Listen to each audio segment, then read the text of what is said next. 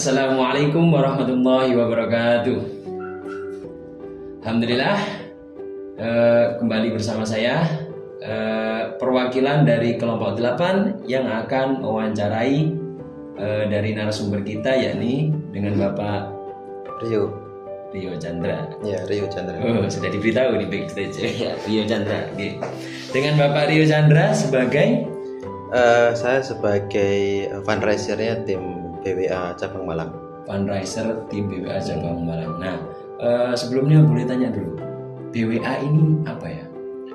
BWA ini kalau kita bicara kepanjangan yaitu Badan Wakaf Al-Quran. Dia lembaga filantropi Islam, lembaga sosial Islam yang bergerak di bidang wakaf.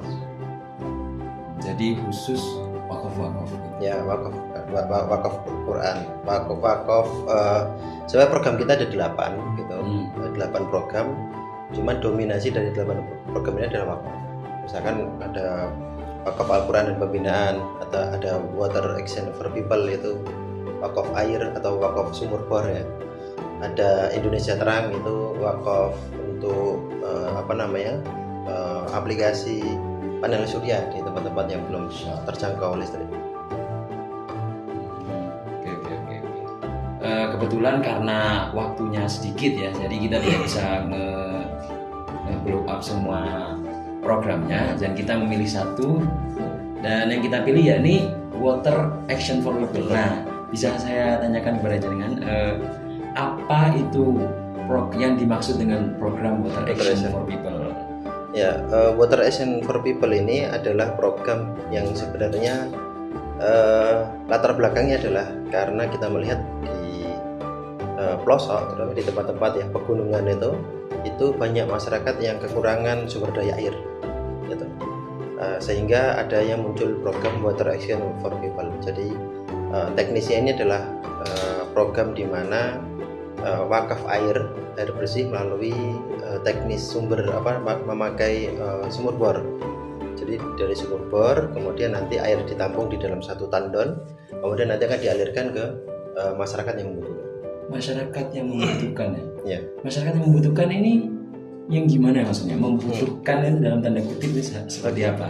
Jadi teknis daripada wakaf Water Action for People itu adalah, pertama itu sebelum kita nanti melakukan instalasi, itu kita melakukan survei. Jadi survei di tempat-tempat yang sekiranya membutuhkan.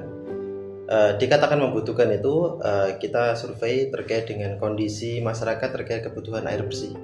Ya, bukan sekedar air biasa ya, air sungai yang mengalir, tidak, tapi air bersih. Nah, di dekat kita kan berada di Malang, ada 2 titik.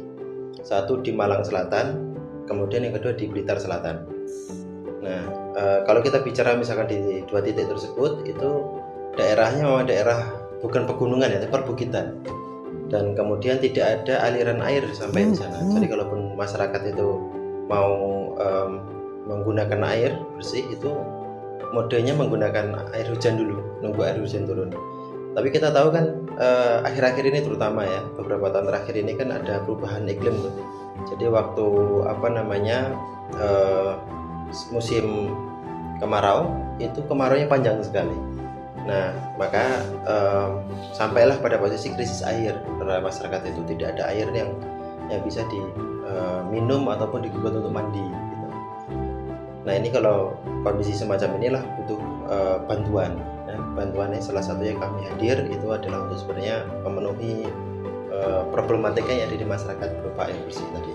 Menghadirkannya ini seperti apa? Apa misal membeli produk brand air minum terus dihadirkan gitu aja, diserahkan kepada masyarakat, atau menyediakan sumber-sumber air baru di daerah-daerah yang kemarau tersebut, atau bagaimana? Ya, benar. Memakainya bukan air ya, air dalam arti kemasan atau mungkin tangki, tapi mengadakan sumber dengan cara sumur bor. Nah, sehingga keberlangsungan atau keberlanjutan daripada program air bersih itu dia bisa berlanjut terus. Tidak hanya sekali kirim. Kalau sekali kirim paling andai kata kita kirim pakai tangki, ya itu bisa diminum paling berapa hari gitu. Nah, kalau kita pakai sumur bor kan dia masih bisa terus dipakai terus sampai di kemudian hari gitu. Selama air di dalam air tanah itu masih tercukupi gitu. Program ini sebenarnya juga menjangkau di seluruh Indonesia ya.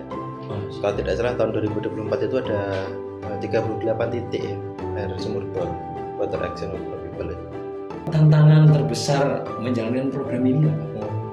Ya pertama itu kalau kita bicara tantangan terbesar ya, itu akses daripada segala sarana prasarana. Jadi kita membicarakan misalkan ada satu titik untuk kita lakukan kegiatan water action for people. Tapi ketika nanti kita melakukan teknis itu kan kita harus kirim alat berat, kirim peralatan yang digunakan untuk bor gitu, dengan kedalaman sekian meter ya, sesuai dengan kaidahnya itu tidak mudah untuk kirim alat, karena tidak bisa pakai hanya sekedar truk seperti atau mungkin pickup atau truk yang sekitar yang bisa kita lihat itu, tapi harus pakai diangkut dengan mobil yang truk besar yang digunakan untuk mengangkut alat berat itu.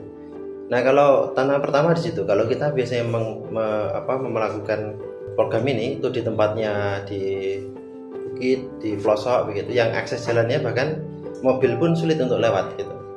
Jadi untuk mengangkut sarana prasarana peralatan tadi itu sudah sebagai tantangan tersendiri yang pertama. Kedua, program ini kan sebenarnya programnya umat yang digunakan, yang diperuntukkan juga untuk umat gitu. Jadi program ini adalah sebenarnya bukan kami yang mengadakan, kami hanya sebagai penyalur saja gitu daripada pewakif. Jadi ada umat yang punya kelebihan harta, dia mewakafkan hartanya untuk program water action for people, kita melaksanakan program itu. Nah tantangan kedua adalah terkait dengan pewakif ini gitu. Tidak selalu kita semua project itu langsung terpenuhi gitu. Misalnya menunggu waktu sekian bulan baru nanti bisa terlaksana, karena menunggu biayanya kan ada dulu gitu. Ada dulu.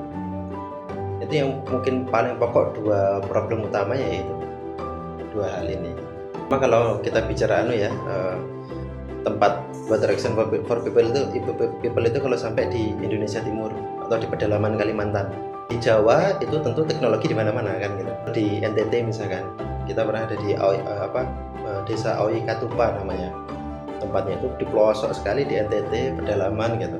Datangkan teknologi sumur bornya aja sudah bentuk tantangan. Yang kedua, mengantarkan sampai ke tempat tujuan itu sudah bukan suatu usaha yang mudah. Dikasih gambaran nggak cerita-cerita selama penyaluran Wakaf Water Action ini? Ya, yang mungkin bisa kami share itu salah satunya ini di yang tadi saya sebut di Aoi Katupa itu mereka mengalami kekeringan sampai 25 tahun.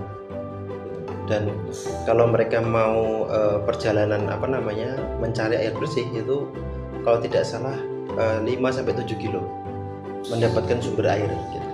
Sumber airnya itu bukan sungai ya, tapi bentuknya sumber air di tanah yang ada air yang keluar dari tanah, sumber lah gitu, sumber dari tanah. Nah itu pun jumlahnya juga bukan besar, tidak kayak danau gitu ya, paling ditampung di jerigen gitu, nanti diangkut oleh warga gitu. Jadi itu cerita yang begitu bagi kita yang punya sisi kemanusiaan itu pasti tersentuh ya, begitu sulitnya. Nah kemudian hadirnya program ini itu membawa keceriaan kepada masyarakat. Nah ini sisi lain, kita kalau melihat itu segi kemanusiaan kita pasti akan merasa wah luar biasa ya, sebagai manusia itu kita merasa ada kepuasan tersendiri. Masya Allah.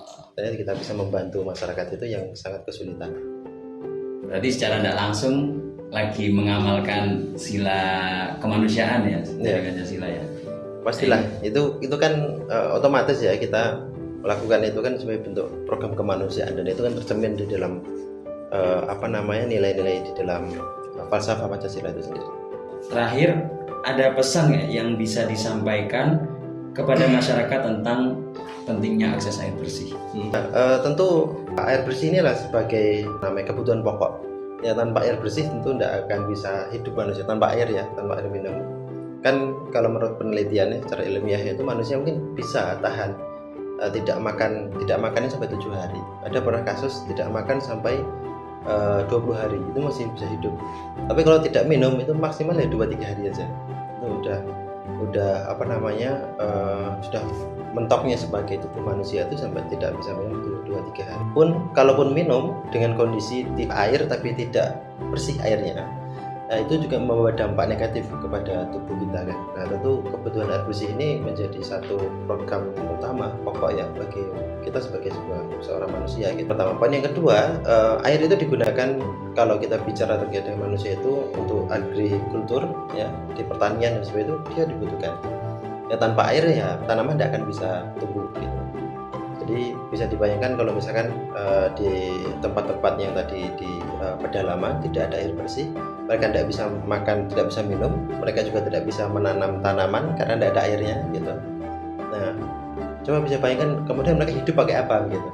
Mereka hidup dengan apa namanya menghasilkan uang, memproduksi itu pakai apa kalau atau tidak ada air yang mereka gunakan untuk bercocok tanam ya, untuk minum mereka sehari-hari gitu.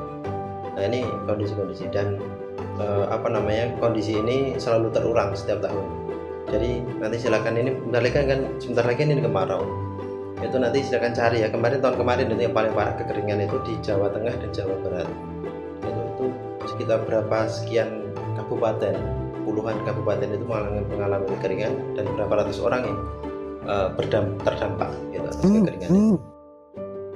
Alhamdulillah, ini kan sebenarnya bertepatan dengan tugas kita di mata kuliah umum ya Pancasila, dan telah seperti yang telah dibicarakan tadi, program Water Action for People ini ada kaitan atau mengambil nilai-nilai, mengambil falsafah dari sila kedua Pancasila, yakni manusia yang adil dan beradab, ya benar ya. Dan alhamdulillah, dan dengan itu telah selesailah tugas kita pada kali ini, dan dikarenakan keterbatasan waktu yang sangat singkat, kita terpaksa mengakhiri acara pada kali ini.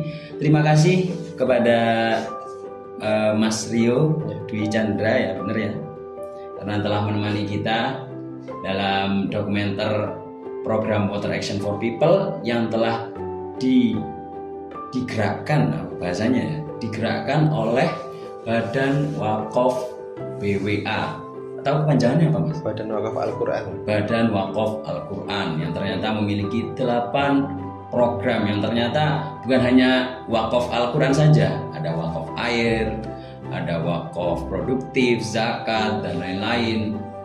Dan seperti yang telah diceritakan tadi, semua program itu memiliki nilai, memiliki falsafah dari Pancasila negara Indonesia. Oke, mungkin sekian saja dokumenter pada kali ini. Saya ucapkan terima kasih kepada Mas Rio dan seluruh kru staf yang telah membantu. Saya akhiri, alhamdulillah, dan wassalamualaikum warahmatullahi wabarakatuh.